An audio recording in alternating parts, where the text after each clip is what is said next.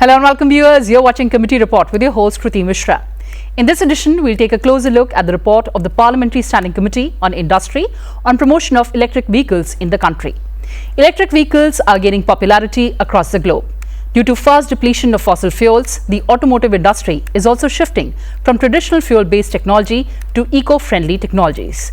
India aims for 80% EV adoption in 2- and 3-wheelers and 40% in buses and 30% in private cars by 2030. In 2024, EVs accounted for 7.5% of India's total vehicle sales, with electric 2-wheelers leading the charge, comprising 60% of total EV sales. And for deeper insights, I am joined by illustrious guests in the studio.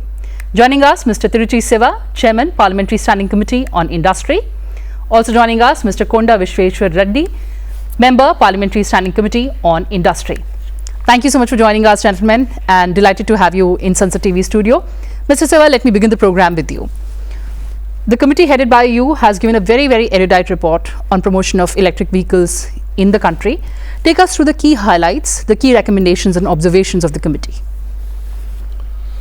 See, the Committee on Industry has got two ministries under its observation. One is heavy industries and another is MSME. Heavy industries is not as it was before in the nation, and the MSME is a very core sector which we concentrate more, because this is the second largest employment provider next to agriculture in the country. And moreover, the contribution to GDP is also very significant, around 29 to 30%. And for exports also, MSME play a very important role. Even in Chandrayaan-3, most of the components are from MSME, whereas that sector is mostly neglected. And coming to heavy industries, when most of the industries have already fallen sick and we are trying to revive some of them and to maintain with what is now existing, we decided to choose the subject of EV, electrical vehicles, considering the importance of the day-to-day global warming impact. We all know, everyone, see nowadays we see unprecedented cloudbusters in Himachal Pradesh, UP, West Bengal, everywhere. And it is also presumed that in future this will be quite common. Weather will be like this and we will suffer a lot only due to global warming. So globally everyone is responsible, whereas many developed countries who are the main reason for carbon emission, they are not prepared to reduce their carbon emission. Whereas our nation, India, has a foresighted view and it concentrates upon it. Our target is by 2070, net zero emission of carbon. And by 2030, we are trying to reduce the carbon emission by 1 billion tons. And in the process, electrical vehicles at least should be on road by 30% by 2030. But as of today, it's only 7.6%. So we have a concern towards it. So the committee, with the cooperation and collective responsibility and interest of the members, we chose that subject. And we called the stakeholders, the manufacturers, the heavy industries, power ministry, and who are all connected with this non-renewable energy, because we suggest that we have to rely more upon the solar energy for charging stations, whereas it is not being done so. Again, depending upon fossil fuel or the conventional energy will cost more, of course, to the environment as well as to the exchequer and also the consumer also. So all these aspects the committee debated, discussed in detail, and of course the manufacturers were very happy about it because they were not able to penetrate into the market for too many reasons. Then the government came forward with a FAME-2 policy and PLI, production linked incentive. And this FAME-2 policy also, though welcomed very well, but it has not achieved the target which we have to, because E4-wheelers are exempted from that. Whereas now that the usage of E4-wheelers are more in number, Anyone who goes to buy a car, at the face of it, if they see that the cost is more, then they go for the conventional cars. We don't bother about fueling it now and then giving 1 lakh, 2 lakh rupees at the initial stage itself. So this FAME 2, which is concession or many things are being extended to the buyers, the ministry replied to the committee's report's recommendation that it is only FAME 2 is for commercial and public transports. Yes. So now we are again very strong on the point that E4-wheelers should be included in that. Absolutely. And this 7.6% is very, I think we have to, in 2024, 7.6% only. And we submitted the report in 2023. At that time, the charging stations in the country, though the target was around something like, we planned to have some 30,000, 28,000 or something. But when the report was submitted, it was only 7,000 odd. It was in 2023. But later in 1 year, it had a very remarkable jump.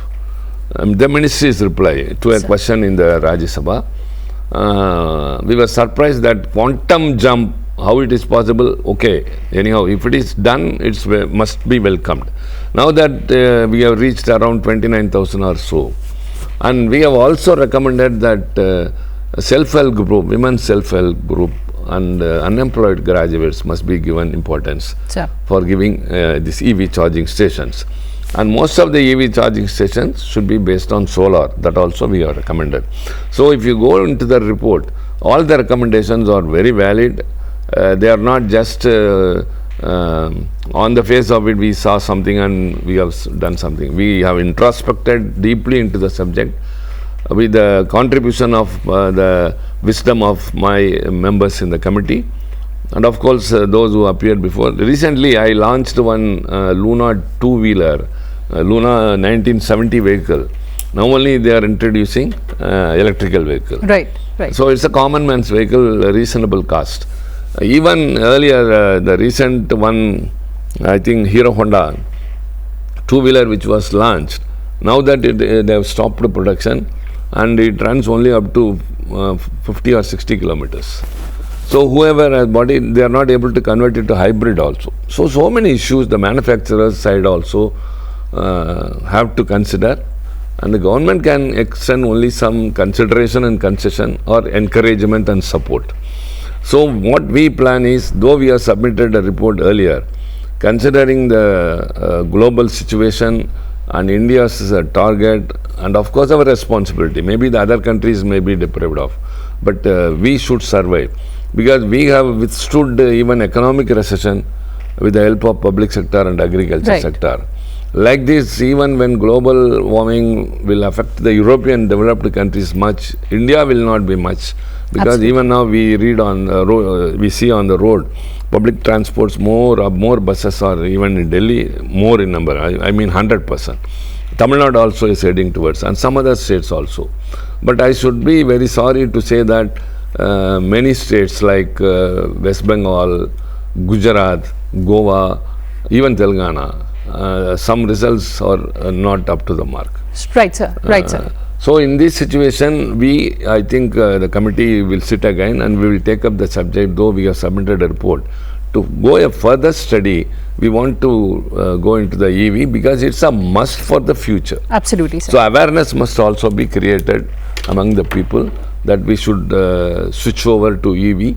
And also the charging stations, they say that every 20 kilometers in the highways, and every petrol bunks will not be outmoded. After some time, when everything becomes electrical vehicle, what will happen to the petrol bunks means, even now itself the petrol bunks are provided with charging station. They have started doing it. Right, sir. In that case, they also will exist, their business will also be done. Absolutely, sir. So such things we are going up. Any other question you ask, I can further say. Sure, sir. We'll go ahead talking about the finer points of this report.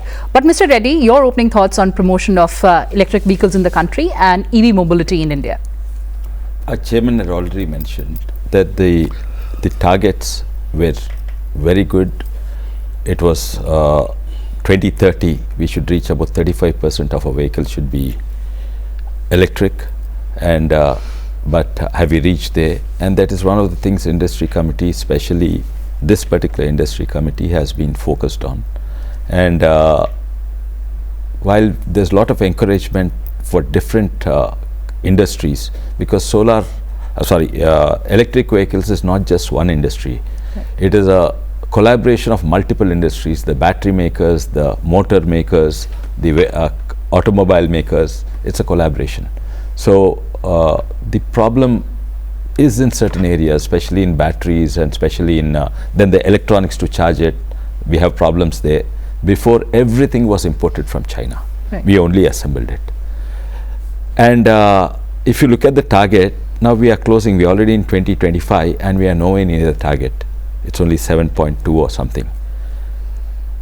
But we are hoping it's not a linear growth. It will be an exponential growth. Right. If it's an exponential growth, we are happy with 7.2. But we want to make sure, just now Chairman had mentioned that in 1 year the growth was very good. So hopefully that exponential growth continues and we will reach the target. But the primary roadblocks we see is in all the components, not the automobile. We have one of the best automobile manufacturers, one of the best four-wheelers and two-wheelers. Our two-wheelers have penetrated worldwide to every country. The main problem is the battery manufacturers, the power electronic manufacturers, and the motor manufacturers, the electric DC motors. Now, we also seen many instances in the process of trying to indigenize it or importing from China.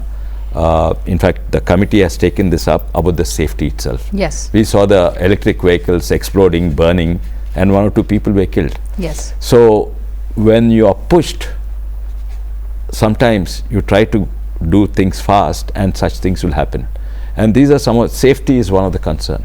And I think we have, or we are almost overcome that barrier. But having said that, I'm hoping, of course, it will be exponential growth. So 7% may not be alarming as today, because next 5 years, we will reach 30%. But it's not just the electric vehicles itself, because by moving to electric vehicles, it's not going to make our country green. Exactly. It's merely going to take the pollution out of the cities and put them in the power producers outside, power plants outside the city or in this thing. So the question is, even the electric vehicles are actually running in most countries on petrol and diesel. Coal, yes. Or coal. Right. So right. the electric, so you're just moving the pollution. But that itself is a very good move. Especially different states have different policies, and Delhi has the most aggressive policies. I think by next year, 2027, they want to make it 95% yes. Electric. Yes. But their power plants just outside Delhi, they'll be polluting all that. Of course, not all power plants are in Delhi. So pollution does move away from the city. That's a good target. Right. Now the question is, that's exactly why our chairman has been telling it's not enough to make electric vehicles, but the charging stations run on solar. True. So that is the crux of it. Absolutely, so, sir. Now, very legit point. Yeah, yes, sir. The charging station have to be run on solar, and that's exactly why our chairman is insisting, and that's a safety and the charging station. Otherwise, the electric vehicles are actually running on petrol, diesel, and coal. 78% of Indian electricity is based on this. Right. Now, how do you make that? So the question is solar irradiation. If you put a charging station like based on solar in Meghalaya or Kerala, you'll only go to produce 1 square meter is going to only produce 2 kilowatts per day. Right. Whereas you put it in Ladakh, it will produce 12 kilowatts per the same panel. Right. So the government has to be sensitive, and in many states they have to push, wherever region specific, they have to push for solar based charging stations. Absolutely. But Mr. Siva, you talked about the charging infrastructure in the country. 2 very important suggestions that the committee gave, that women's self-help groups should be promoted and all the government offices should install the charging stations within their premises. Cooperative societies. Yes, sir. Cooperative societies as well. What could be the roadmap for this? No, it's not, as I said, it has not reached the target. As I said, it is only 7.6%. As well as the committee also recommended that more polluted cities must be immediately decarbonized, transport must be decarbonized and electrical vehicles must be introduced. Whereas the ministry replied that since road transport is a state subject, they don't have much say in it. But anyhow, the PM Seva scheme launched a new, it also extended, but only to 18 states they selected. After that, only 8 states and UTs have utilized. And the funds utilized have been 50% of the total sanctioned. So in this situation, without charging station, because people immediately say, supposing if I am going on highway, if it gets drained, what can I do? Range anxiety. So charging station is a must. We have been telling repeatedly. Even this recommendation of converting the petrol bunks into charging stations, we recommended, we suggested, and it took up. And I am also in the consultative committee of transport. And I spoke, I conveyed the same to the minister himself in person, that these charging stations must come more on roads. Though he said that within 20 kilometers we are doing that, but it is not yet now in practice. So we have to keep in mind, as my colleagues rightly said, that just making electrical vehicles will not solve the issue. They got much more. Absolutely. Depending upon non-renewable energy is the foremost, and that awareness must be created. Earlier they were giving subsidy for solar, but nowadays it is very hard to get that. There are so many complaints from the people to us that they don't get it, or they are getting easily accessible. So government may announce some schemes which are very beneficial, but how far it is being implemented is a question. Absolutely. That's a very valid point, sir, that you're creating. Mr. Reddy, how do we create this awareness among the consumers? See, I told you there was negative publicity. Yes. We have to approach it immediately and strike it out about vehicles being unsafe and things like that. But here we do have an advantage. We are leapfrogging over in various technology, like in mobile technology. We have crossed in UPI, we crossed US, because US, all the legacy systems were there in United States, everywhere else.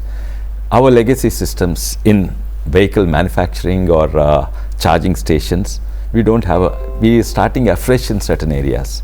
So we can actually overcome and leapfrog over the West, because a lot of them are first-time vehicle buyers. In other countries, there are no first-time vehicle. Already they owned cars in the past, they are buying yet another car. True. And they'll want to buy a higher HP car or a faster car, sleeker car. So for the first-time buyers, we have the advantage. India has the advantage. And we can easily spread the message, and the message is spreading.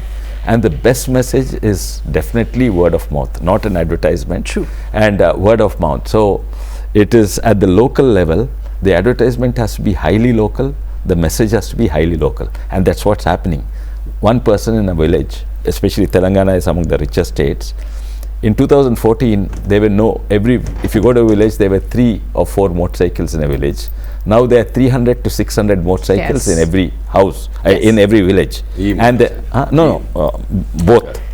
And so that's where the transition, the first time motorcycle buyer should not first buy a petrol vehicle and then change to a EV. He'll buy itself this thing. So that is where the first time buyers are directly buying EVs. Right, and absolutely. So we don't have those legacy thought processes. We can do a fresh approach. We can leapfrog over the barriers which the West is facing. Absolutely, sir. I have last 90 seconds on the show. Siva sir, your closing thoughts on transition and EV mobility in the country, particularly focusing on technologies, for example, lithium-ion batteries. Your closing thoughts, sir. See, as I said, awareness must be created. My colleague rightly said he is a well-informed member in the parliament, and his experience is vast, and he said rightly, awareness must be created. If a person is going to buy a motorcycle or even four-wheeler, when the FAME 2 scheme, your first question, which is very relevant, which encouraged a lot, and it has ended up in 2024 itself. But now they want the scheme to be extended. We are recommending it, but they are not taking it up. And that FAME 2 must be extended to E4-wheelers, which are used by any private persons. In that case, more penetration will be there. More persons will opt for that, because we, of course, we are aware of it and we are prepared to support it. But at the same time, I must be benefited. True. I mean any common man. Yes. So on the face of it, the cost may be something, the subsidy should be like that. Absolutely. So this thing, and another thing, as I said, we have to focus more on non-renewable energy. Again, we cannot go for just for power depending upon the fossil fuels. True. True. In Tamil Nadu, the wind power generation is equal to the nuclear power generation in the whole of the country. Right. Absolutely. Like that, many states have got responsibility. They can do that. For that, first awareness must be created, and government must come forward with some more schemes which would make the people have an inclination towards the e-vehicles, realizing the responsibility. Point well taken, sir. Mr. Reddy, your closing thoughts on sustainable future and EV mobility in India. Absolutely. I think the renewable energy, but Chairman just pointed out about wind energy in Tamil Nadu. I was in the consultative committee of power. Sir. They were producing energy in the night. The wind was blowing and where there's no sun, but nobody was buying the electricity because in the night the consumption is there. Consumption is low. So they did not have storage. Storage is the key. So focusing on storage, whether it's pump storage or Yes. lithium-ion battery banks or whichever, is very, very crucial. And probably the green hydrogen has to be looked at more as not as an energy but as a storage. Right. That's going to be the crux. Lastly, on the promotion, I think the recent GST is a great boost to all vehicles, but electric vehicles in Particularly. So I think that is immediate sales have boosted. Yeah. So you wanted to make a Government, point. I want to conclude with a positive note. But 2030, 30% of the vehicles on road must be EV is the target. But as of now, as I said, 2024, it's only 7.6%. Only Sir. 6 more years are left. But with the initiatives taken by the government and the awareness created among the people, we believe that we will achieve the target. But for that, Absolutely. we have to go a long way. Yes. And everyone has got a responsibility and do that with sincerity. This committee is contributing to the maximum level. We are discussing, of course, with responsibility and with in-depth the information. Right, sir. On that sanguine note, thank you so much for joining us, Mr. Siva and Mr. Reddy, and thank you so much for sharing your perspective with us. Thank you. Well, viewers, that's all we had for you in this edition. Thanks for watching and stay tuned to Sunset TV. Goodbye for now from my side.